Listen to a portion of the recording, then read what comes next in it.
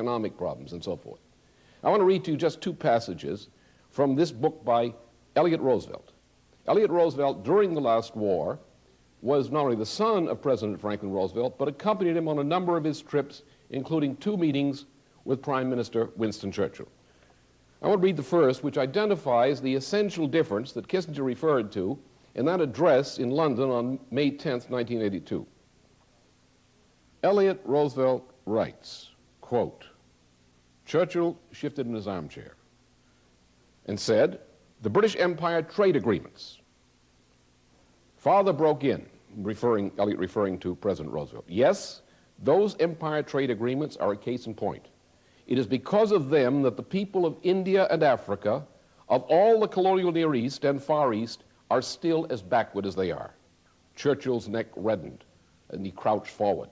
Mr. President, England does not propose for a moment to lose its favored position among the British dominions.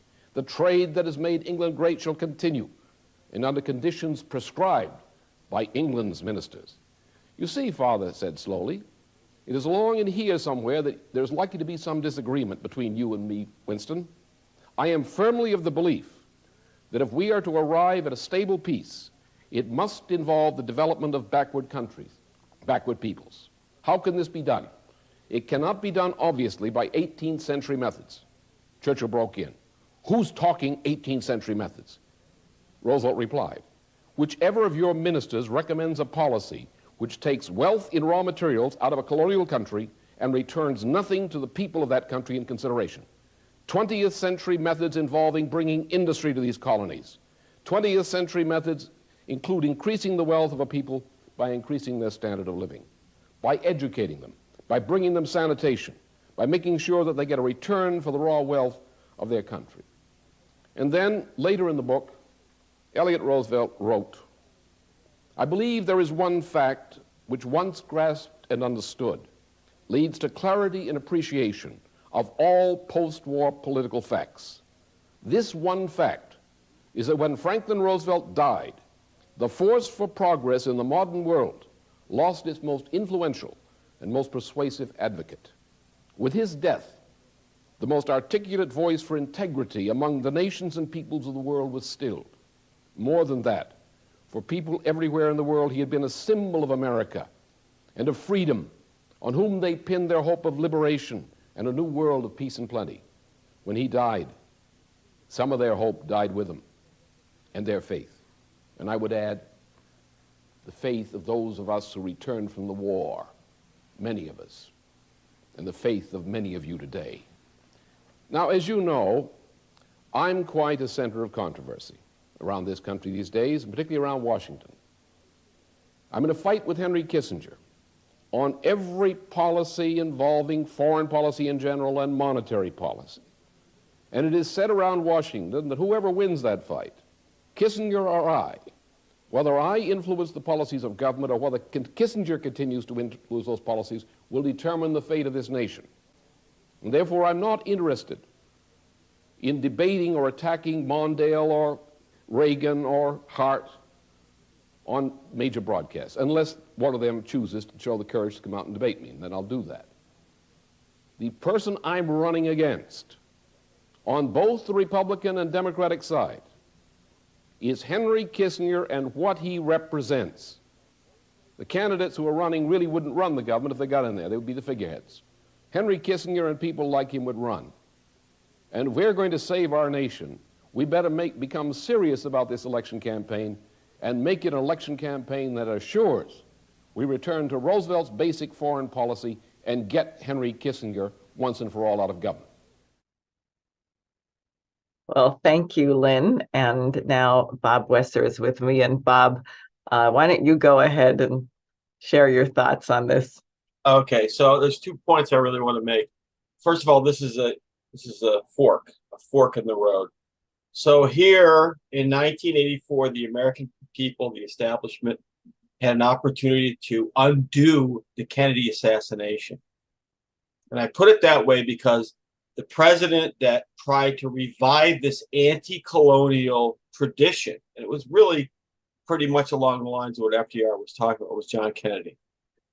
He wrote a whole book on it, which was basically a collection of his speeches in the Senate called The Strategy of Peace.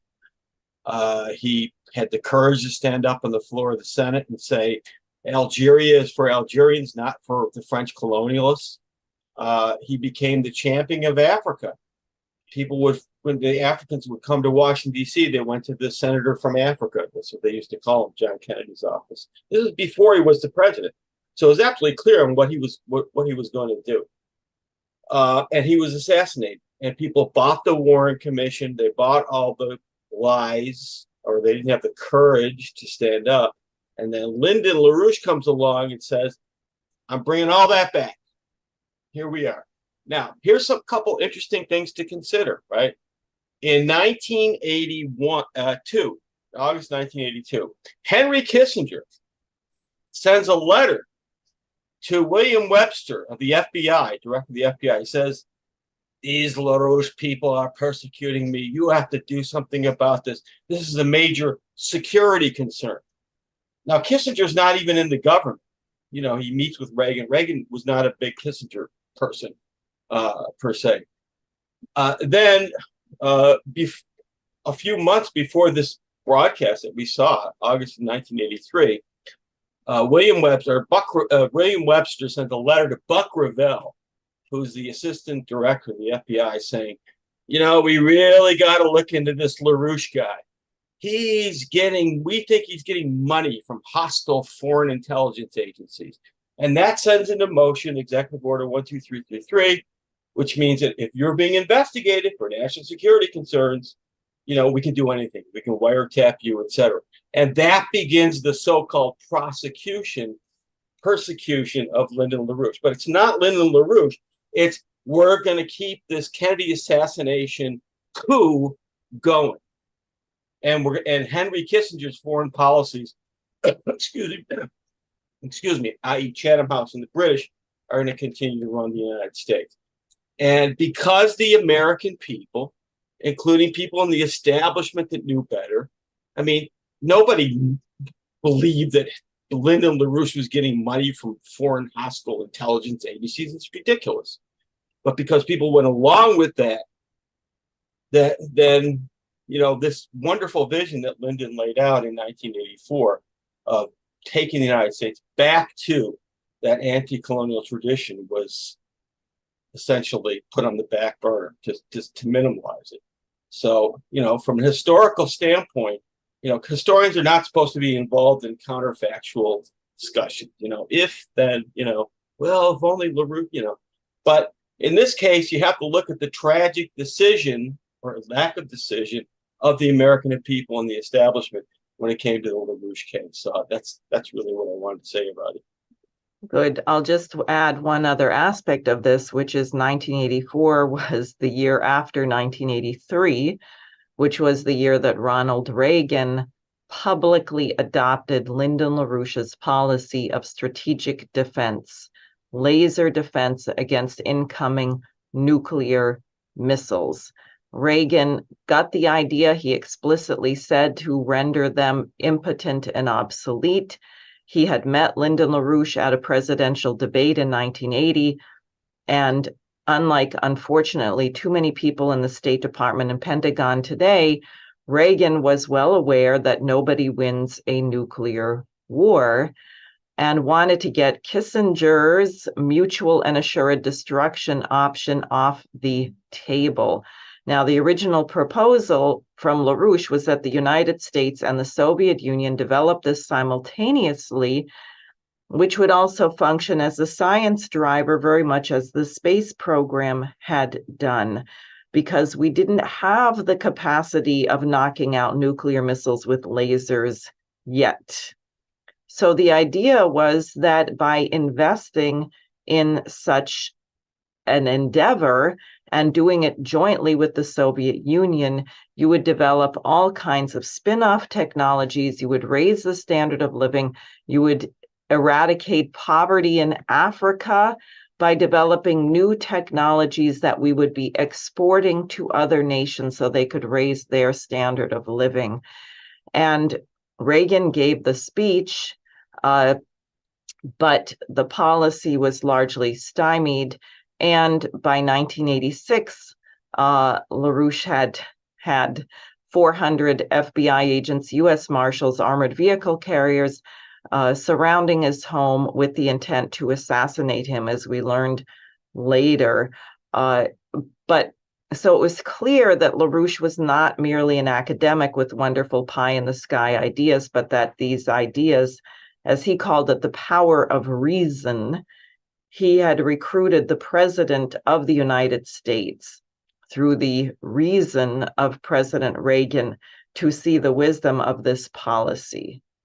And the policy, unfortunately, never came into fruition, but I include mention of that here because it was just prior to this address, and it would also underscore why Lyndon LaRouche was saying the fight was between his idea, which was FDR's idea, Abraham Lincoln's idea, Kennedy's idea of the United States and our role in the world, versus Henry Kissinger, British agent of influence, who intended for us to be nothing but the British Empire.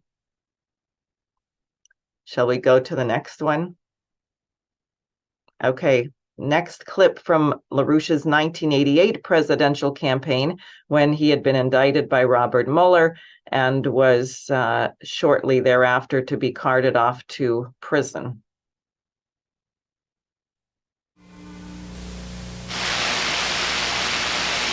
Am I speaking to Dr. Gomez? Yes, John. I have the announcement you've been waiting for. As of 5 minutes ago, our environmental systems have been fully stabilized. Man's first permanent colony on Mars is now fully operational. Many of you are shocked. Some of you are saying, why is this old geezer talking about a permanent colony on Mars 39 years from now with the major budget problems in Washington today? In a nationwide television broadcast a few weeks ago, I told you that on my first day as president, I should declare a national economic emergency and launch the largest economic recovery program in our history. During each of the first 2 years of my administration, about $2 trillion in low-cost federal loans will be invested in building up our nation's presently rotting industrial infrastructure, plus building up about 5 million new industrial jobs during the first 3 or 4 years of my administration. Looking back to the experience of the 1940-1943 period under President Franklin Roosevelt, we know that the recovery will creak at the beginning, but will build up speed over the first 2 years, so that about the third year, the United States will have the highest per capita income in our history. There are no mysterious tricks involved. It is all basic economics modeled upon our successful economic recoveries under Franklin Roosevelt and John F. Kennedy. However, to keep that recovery going beyond the first 3 to 4 years, and to make our economy once again the most competitive on earth, we must invest in creating new technologies to do that. We must pick up where we left off with the old Apollo program back during the 1960s. We choose to go to the moon in this decade and do the other things, not because they are easy, but because they are hard.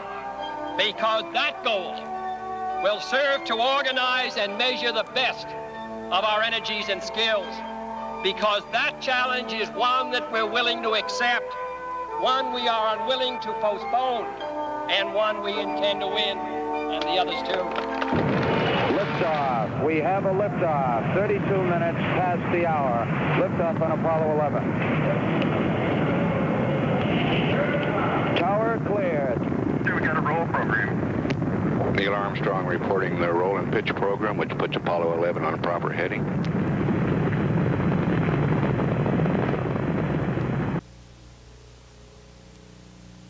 There are 2 reasons we must choose a Mars project as the way to achieve the rates of economic growth needed. First, there are powerful reasons we must have a colony on Mars. To achieve certain very specific kinds of scientific breakthroughs we shall need on Earth, we must do the kind of astrophysical research we cannot do without a Mars project. The practical purpose is to build up a system of giant radio telescopes as far away from the sun as possible. To sustain the scientists and engineers working on these space laboratories, we need a nearby logistical base. To support those scientists and engineers requires a population about the size of a medium-sized city on Earth. Since Mars is the nearest location which meets the requirements, we must colonize Mars. The second reason is that the Mars project uses every frontier technology we might expect to develop during the coming 50 years of scientific research. That means that the space program will be supplying our civilian industries with the most advanced technologies possible at the most rapid rate, putting the United States permanently in first place in technology. With ample low-cost credit for investments in new technologies, plus investment tax credit incentives, our national economy will achieve the highest rate of technological growth in history. This will require sweeping improvements in public school education. It requires more classics and science in the schools. It will require National Science Foundation scholarships and merit pay increases for teachers, and will require National Science Foundation assistance to local schools in providing the exhibits and other teaching materials needed to introduce students to the new space-age technologies. This requires a shift away from present trends in business education to produce more managers qualified in production technologies. It means a much better way to live than the drab misery, illiteracy, and decay into which our nation has been drifting the past 20 years. Then, 39 years from now, we shall hear the broadcast from Mars announcing that the first permanent colony there is operational. Among those colonists will be some of the children and grandchildren of you watching this broadcast tonight. Many of you will be watching that first television broadcast from that new colony. Already, the woman who will speak to you then from Mars has just recently been born somewhere in the United States. We shall give our nation once again that great future which our children and grandchildren deserve.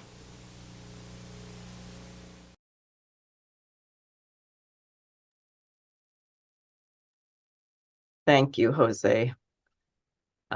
I think just reflecting on what's happening in the public schools, and by the way, the broadcast was called The Woman on Mars, and it opened with the dissonant string quartet of Mozart, and was very powerful. And the campaign of LaRouche got thousands of letters from girls, each of them volunteering to be the woman on Mars 40 years hence.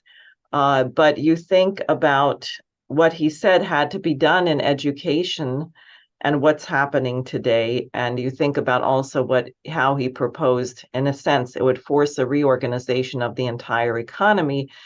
And in papers he wrote about this time, he described that the purchasing power of the average American would increase tenfold during this program.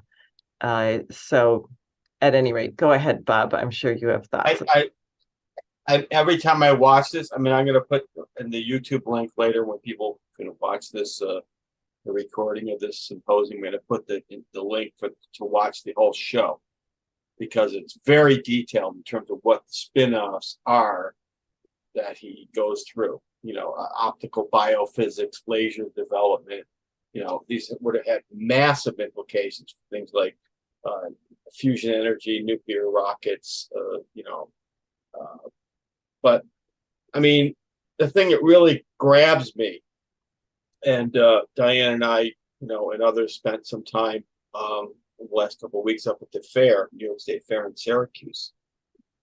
And, our poor fellow Americans are so beaten down.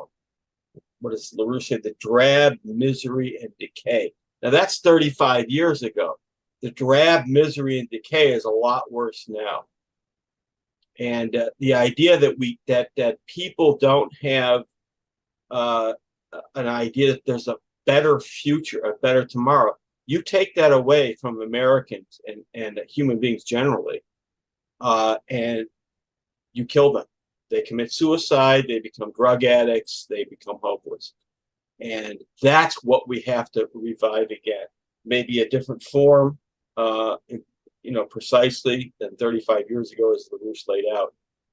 But we have to.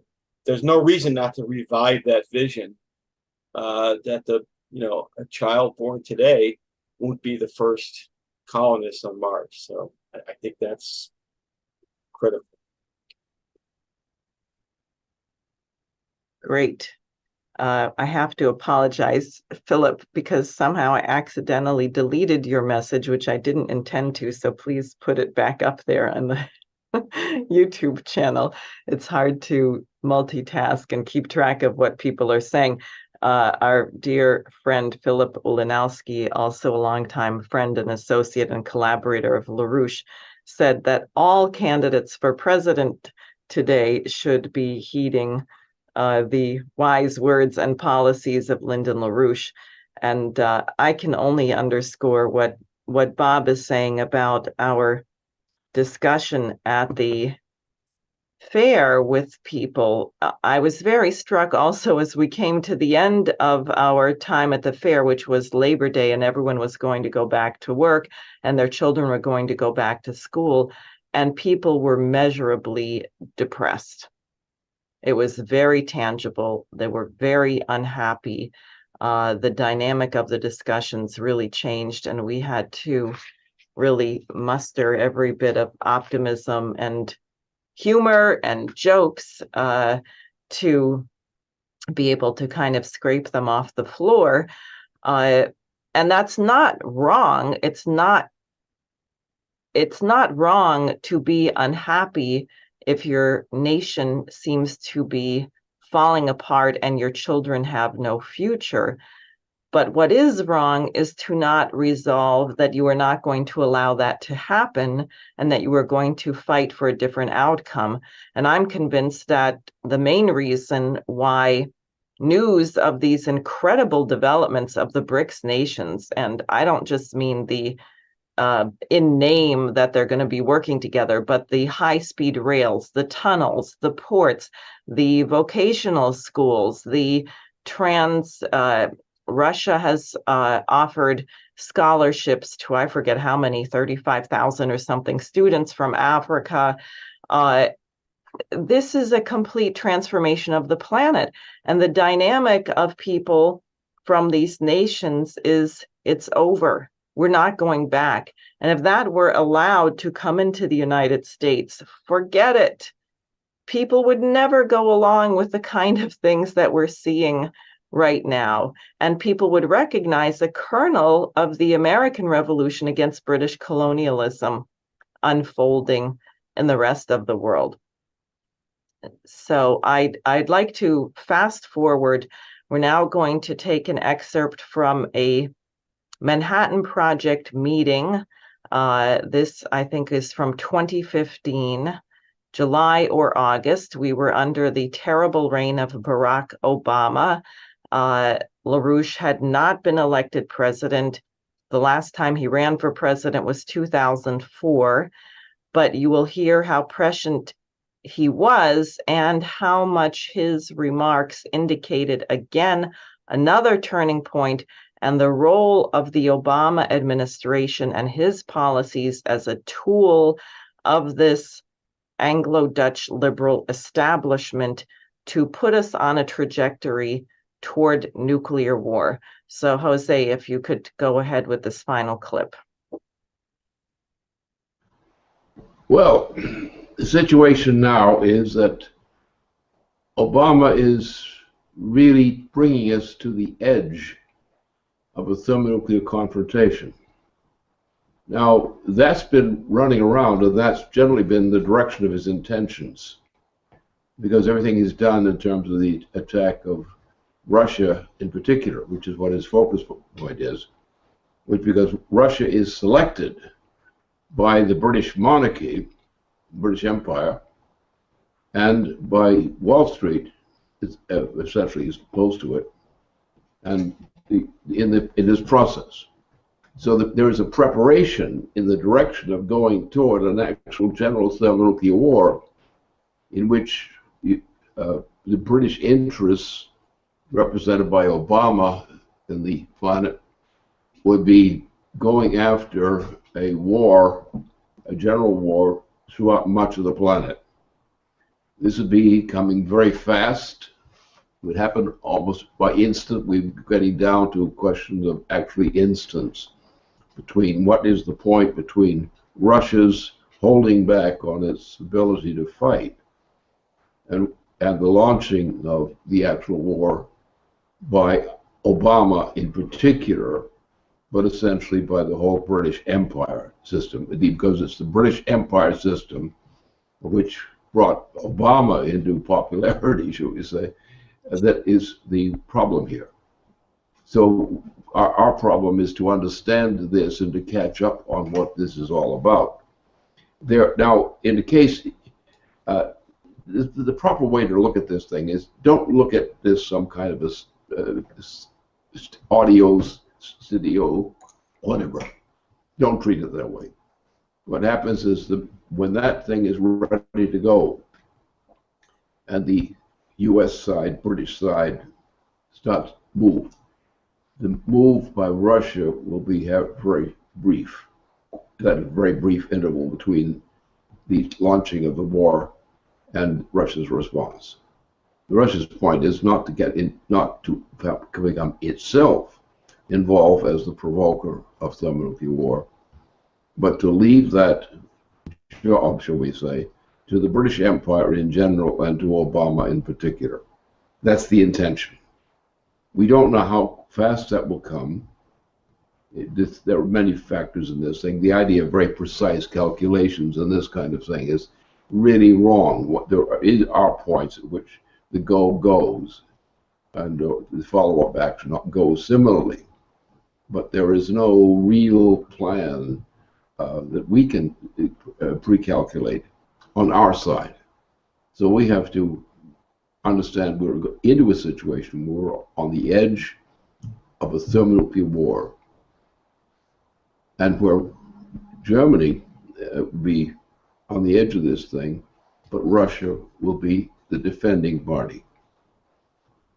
British Empire and Obama will be the aggressive party. That smoke is clear.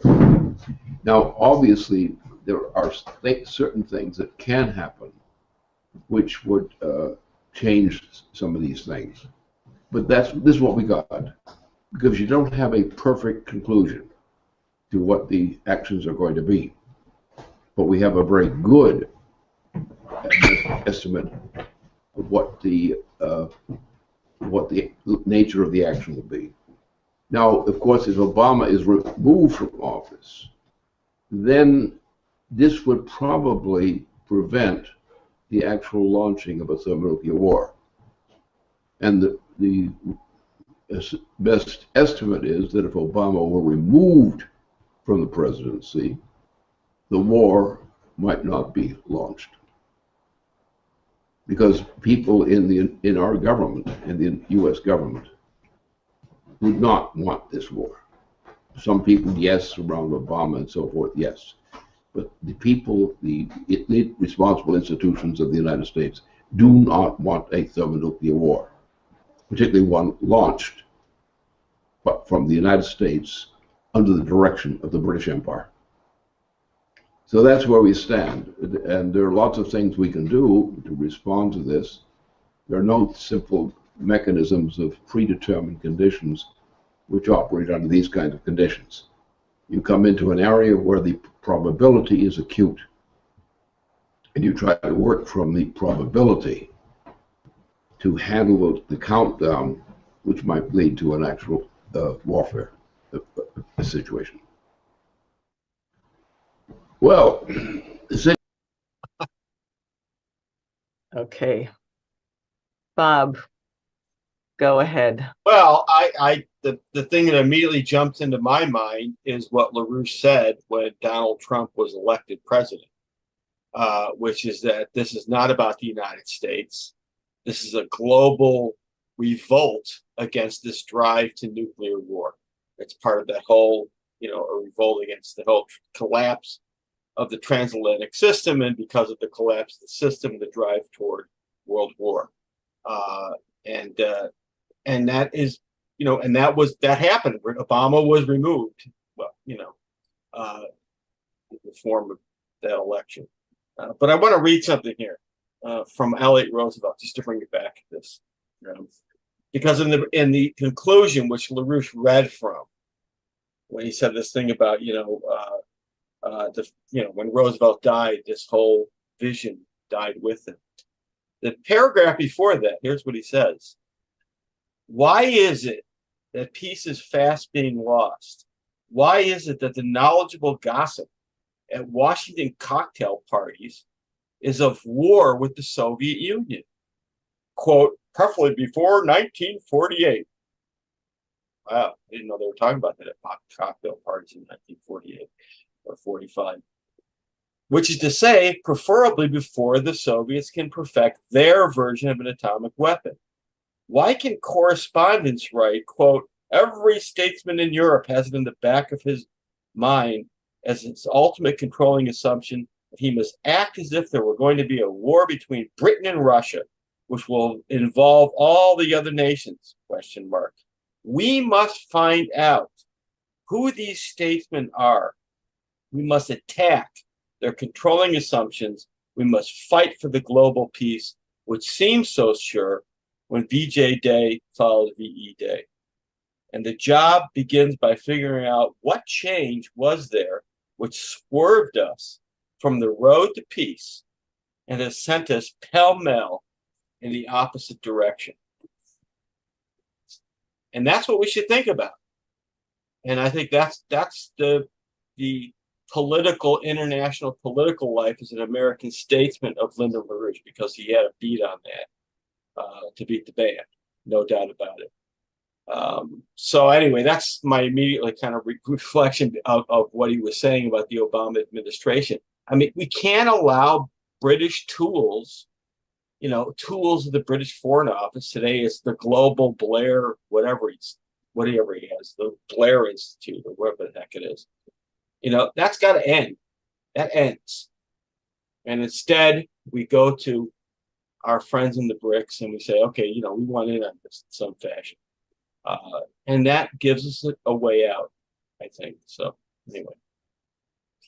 Yeah, I think I just would remind people, if you think back to 2015, 2014, the winter of 2013 to 2014 is when Victoria Nuland made her trip to Kiev, and Joe Biden, the vice president, was in charge of that project. So think about what we are now seeing and LaRouche's warning, and the fact that the American people, as Bob said, resoundingly rejected Hillary Clinton. LaRouche intervened in the 2016 election by saying this election is about Lyndon LaRouche versus Hillary Clinton. That was his intervention. This is your clone. Right, exactly. Obama clone. And that's why this Biden monstrosity, or anything that the DNC chooses as a sequel to Biden, if he is too feeble to be put up as he's too feeble now, but if he is put up as a candidate, is similarly a disaster. If we get that far, we will have nuclear war. I think it's also of interest that we have two candidates, both mavericks, both rejected by the party apparatus of their party, Robert F. Kennedy Jr. and Donald J. Trump, who are quite loudly saying that the war between Ukraine and Russia must be ended. It must be resolved, that it could have been avoided. They have different approaches, but it shows you, I think, what is on the minds of the majority of the American people, which is that we don't want to be in perpetual war, and we certainly don't want a nuclear war of annihilation.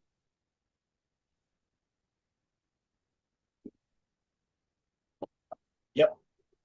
Now, before we wrap up, I just want to share something. This is actually from a little bit before LaRouche's that Manhattan Project speech we just heard, but it's a book of papers and essays that LaRouche was writing in the 1990s. If you can see it there, The Earth's Next 50 Years.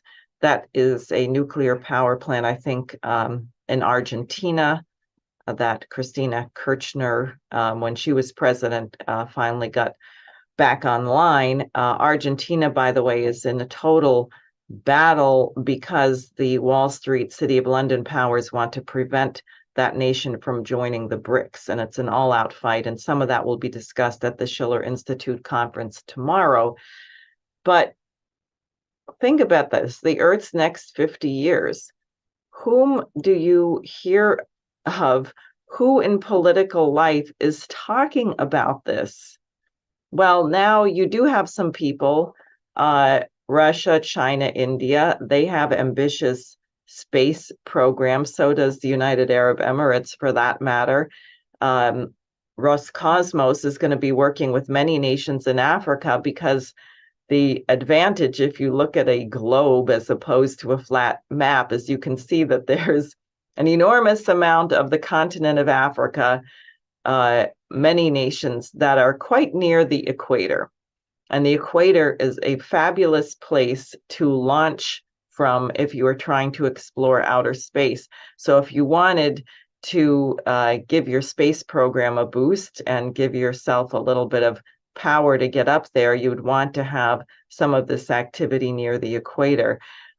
These kind of things are very exciting. Again, Americans would be thrilled to be involved in this process, in these projects, but it's being kept from us, and instead we are laboring under the weight of the total takedown of our nation and the immiseration of our people. So tomorrow, I just want to encourage everyone, tomorrow at 9 a.m., the Schiller Institute is holding an international conference. Helga Zepp-LaRouche will deliver the keynote. I will be speaking. It's online. If you go to schillerinstitute.com, you can find the link to register. It does not cost anything to register. You can look on the Schiller Institute YouTube channel. Tomorrow, I would really encourage people to go to that. I also would like to encourage people to join us on Sunday, September 10th, when the Schiller Institute NYC Chorus will be doing its annual 9/11 Memorial Concert. This being very important because that was another turning point, was another inflection point, which was further used to plunge us toward war with Russia and to impose a fascist dictatorship in the United States. And it's very important that we continue to remember that day with the intention of reversing the evil that was done and all of the policies that we have had since that time. So that's Sunday evening at 5 p.m. You can visit the website of the Schiller Institute NYC Chorus, SINYCchorus.com, to get information on tickets for that. And then finally, I will say, if you have not signed up for my campaign, please go to my website, sign up to volunteer. I have a new issue of my newspaper, The New Federalist, ready to go out on the streets. Donate. It may surprise you to know that my campaign is not backed by Wall Street billionaires or George Soros, who don't like me, who are doing everything they can to silence this movement. And the resources, the donations really help, large or small. So that's what I have. Bob, do you have any thoughts in closing? Yes. Let's pledge that a child born this year will be part of that Mars colonization project. And we got to get those telescopes up there because we need to learn a lot about the universe. So that should be our takeaway. Absolutely. So happy 101st birthday, Lyndon LaRouche. Thank you, everybody, for joining us. With any luck, I will be holding a symposium again next week. The world will move on, and maybe we can have some major changes, even in the United States, for the better over the coming days.